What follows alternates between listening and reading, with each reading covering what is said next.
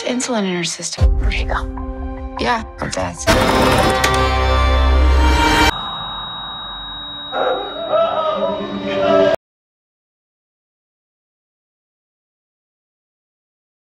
Film ini bercerita tentang seorang perawat wanita bernama Amy Loughren.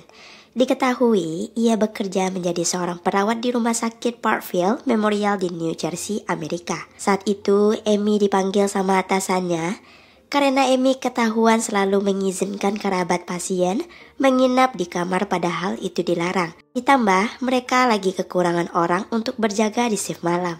Karena itulah, mereka akan merekrut satu orang berpengalaman. Setelah itu, Amy kembali melanjutkan pekerjaannya mengurus seorang pasien koma bernama Holly. Amy sendirian membalikkan tubuh Holly sampai dia merasa sakit di jantungnya. Amy pun beristirahat sejenak memulihkan kondisinya sendiri. Ketika selesai bekerja, Amy menyempatkan diri ke dokter langganannya. Saat diperiksa, didapatkan bahwa Amy mengalami kardiomiopati, kondisi di mana jantung gak bisa memompa darahnya dengan normal. Jika terus dipaksakan bekerja, maka Amy akan menderita jantung koroner dalam hitungan bulan. Dokter menyuruh Amy untuk fokus menjaga jantungnya berfungsi selama mungkin, supaya Amy mendapatkan transplantasi jantung. Bahkan, dia diingatkan resiko terkena serangan stroke-nya tinggi. Kondisi kesehatan seperti ini tentunya membuatnya sedih. Amy gak mungkin berhenti bekerja karena ada 2 anak yang harus dia hidupi. Jika dia mengambil cuti, maka dia tidak akan mendapatkan gaji. Ditambah lagi, Amy gak ada tabungan dan belum mendapatkan asuransi kesehatan. Malam hari ketika kembali bekerja, Amy bertemu dengan seorang pria yang baru masuk bernama Charlie Cullen. Amy pun berkenalan dan mengajak Charlie untuk menunjukkan ruangan penyimpanan obat dan cara mengambilnya. Amy juga mengajak Charlie untuk melihat pasien, yaitu Anna, yang terkena alergi terhadap amoksisilin hingga kulitnya terkelupas. Amy pun memperkenalkan Charlie pada mereka. Amy dan Charlie pun mulai akrab. Bahkan Charlie dengan senang hati membantu Amy menghandle pasien lainnya. Amy seakan seperti olahraga yang berat. Jantungnya kerap sakit ketika merawat Holly, yang untungnya ada Charlie membantunya untuk tenang. Amy pun menceritakan kalau dia menderita kardiomiopati. Dia meminta Charlie merahasiakan hal ini supaya dia nggak dipecat karena 4 bulan lagi Amy baru bisa mendapatkan asuransi kesehatan dari pihak rumah sakit. Jadi sambil menunggu, Charlie akan membantunya mengurus Holly. Di hari berikutnya, ketika masuk kerja, Amy mendapatkan kabar bahwa Anna Martinez meninggal dunia. Amy bingung bagaimana bisa secepat itu. Dia dan Charlie kemudian mengurus jasad Anna selagi suaminya dalam perjalanan ke rumah sakit. Sementara Charlie membersihkan jasad Anna, Amy dipanggil untuk menemui Pak Martinez. Singkat cerita, 7 minggu pun berlalu. 2 orang detektif bernama Brown dan Bedwell dihubungi oleh pimpinan rumah sakit bernama Linda Garren. Mereka berdua dimintai bantuan melakukan penyelidikan internal terkait kematian dari Anna Martinez yang termasuk dalam insiden yang tak terjelaskan. Pakar medis mengatakan ini terjadi karena reaksi buruk yang janggal atas penggunaan obat, tapi mereka nggak menemukan unsur kesengajaan. Karena jasad Anna Martinez udah dikremasi, jadi 2 detektif ini berencana akan mewawancarai semua staf yang bekerja untuk dimintai keterangan lebih lanjut. Di kantor polisi, detektif Baldwin memeriksa berkas perawat yang bekerja dan menemukan nama Charlie Cullen. Diriwayatkan ia pernah dituduh melakukan pelanggaran kriminal di Pennsylvania 8 tahun yang lalu. Detektif Brown lalu meminta keterangan dari polisi di Pennsylvania. Terungkap Charlie ditangkap karena penganiayaan dan sempat dicabut laporannya. Di tengah itu, detektif Baldwin merasakan ada yang gak beres sama rumah sakit Parkville.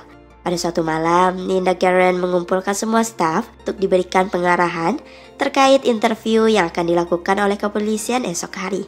Linda turut ikut mengawasi wawancara pada staf yang membuat detektif Baldwin dan Brown kesal, tapi mau gak mau mereka harus melakukannya.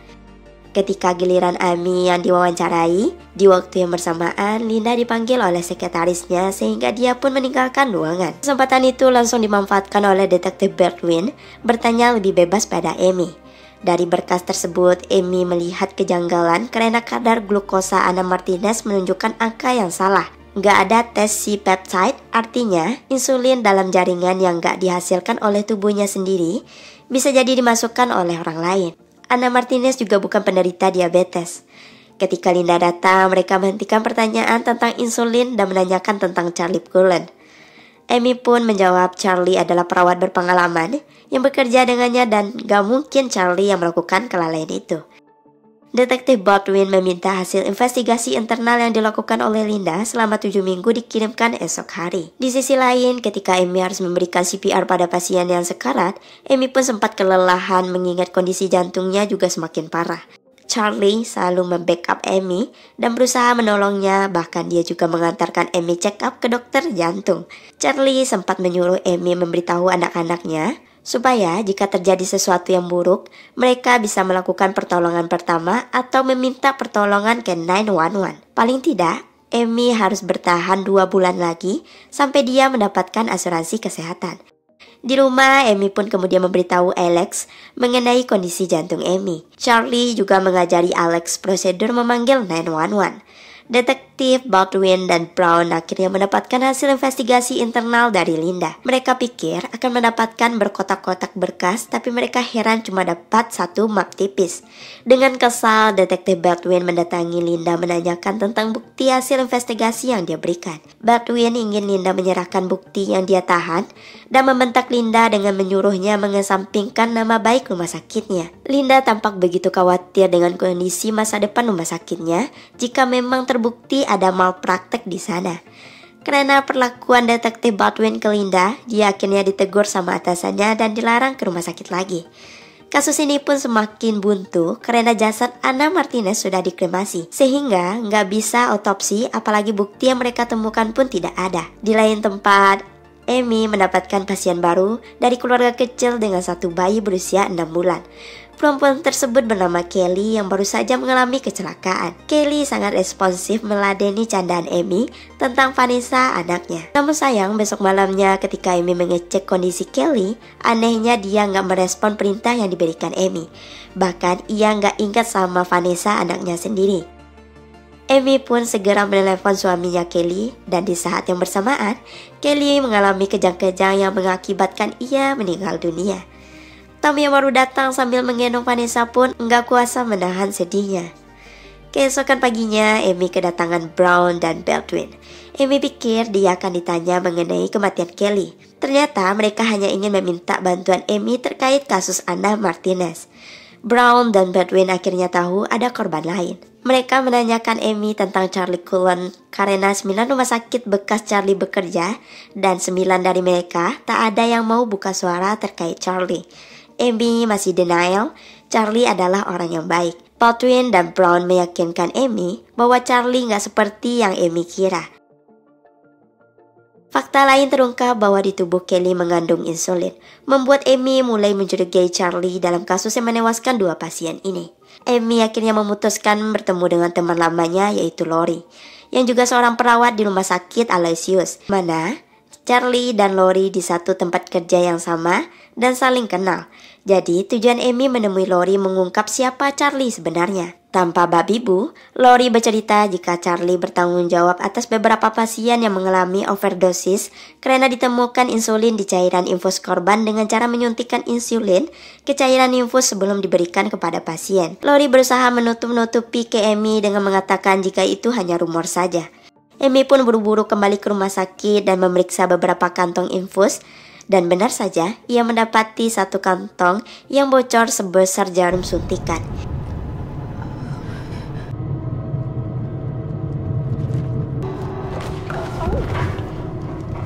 Amy pun dirawat di IGD. Saat siuman, sekilas ia melihat Charlie yang duduk di sampingnya.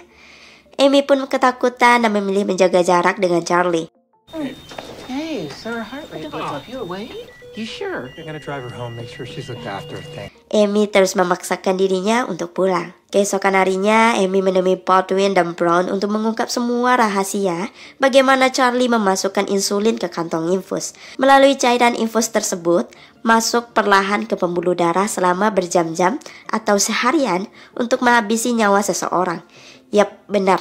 Charlie bisa menghabisi orang tanpa menyentuhnya. Selain insulin, bisa jadi digoxing juga disuntikkan karena cairannya juga nggak berwarna. Amy ingin membantu Brown dan Baldwin dengan memeriksa laporan pengambilan obat dari akunnya Charlie, sehingga mereka bisa tahu apakah ada insulin yang diambil sebelum kematian Anna dan Kelly. Masalahnya, mereka harus punya jasad utuh untuk diotopsi, jadi mereka pun mendatangi Tom dan dia setuju membantu mencari keadilan untuk Kelly dengan mengizinkan mereka membongkar ulang makam Kelly.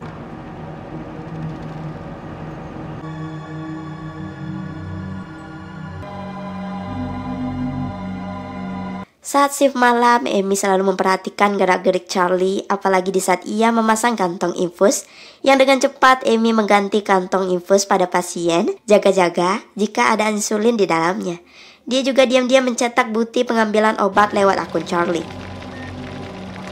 Tak butuh waktu lama, hasil otopsi jasad Kelly pun selesai dan ditemukan kandungan insulin dan digoxin di jaringan tubuhnya pada tanggal 15. Ini memperlihatkan bukti bahwa Charlie mengeluarkan insulin dan digoxin dari penyimpanan obat tanggal 14. Usut punya usut, Charlie ternyata memanfaatkan bug pada sistem komputer. Jika dia membatalkan penarikan obat di menit-menit terakhir, laci obat akan tetap terbuka sehingga bukti yang dibawa Amy nggak bisa dipakai karena di situ tertera pembatalan bukan pengambilan. Linda Garen pasti tahu masalah kecurangan dalam pengambilan obat karena dia juga mantan perawat. Linda dan pengacaranya memanggil Charlie. Dia memecat Charlie dengan alasan karena Charlie salah dalam menuliskan riwayat pekerjaannya ketika melamar di rumah sakit Parkville.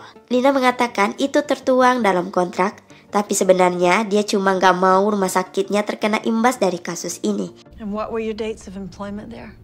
June 01 to August. St. Elizabeth's confirmed with us that you were employed from May. Brown dan Baldwin yang mendengarkan kabar tentang pemecatan Charlie sempat kecewa berat karena dia pasti akan bekerja di rumah sakit lain dan kasus ini akan terulang lagi. Amy yang sampai di rumah pun kaget melihat ada Charlie sedang bermain bersama kedua anaknya. Amy yang ketakutan pun berusaha untuk tenang. Charlie pun bercerita jika dia baru saja dipecat. Dia harus melewati fase pengangguran lagi dan lagi. Hari berikutnya, Amy membantu detektif untuk menghubungi Charlie untuk bertemu di suatu tempat yang telah ditentukan oleh detektif Baldwin.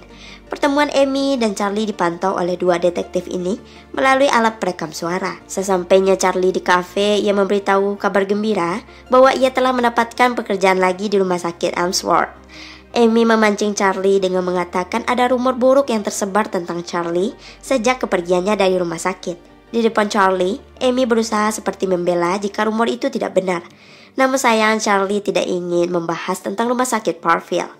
Secara jelas Amy kembali membahas perbuatan buruknya. Tanpa sepatah kata pun Charlie memilih bungkam dan pergi. Melihat itu, dua detektif mendatangi Amy dan menanyakan di mana rumah sakit Elmsworth. Amy mengatakan jika itu berada di Pennsylvania, yang dengan cepat detektif Brown menghubungi kepolisian setempat.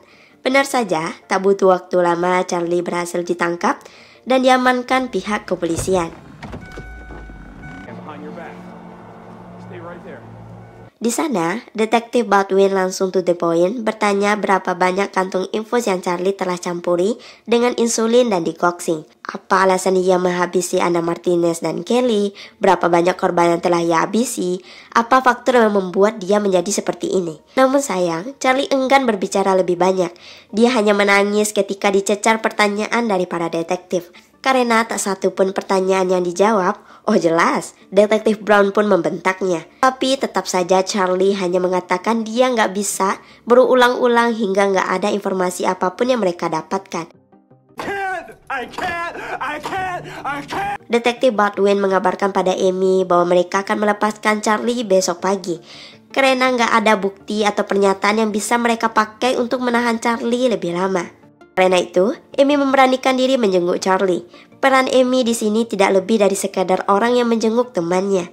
Amy mencoba menyentuh hati Charlie dengan mengingatkannya ketika Charlie dengan begitu baik dan murah hati membantu Amy selama ini menyembunyikan penyakitnya dari pihak rumah sakit. Membantu pekerjaannya ketika shift malam. Amy mengatakan dia enggak akan pernah mengerti apa yang udah Charlie lakukan. Yang jelas baginya Charlie adalah orang yang baik. Charlie pun mulai terbuka menyebutkan nama-nama yang dia ingat termasuk Kelly dan Anna Martinez.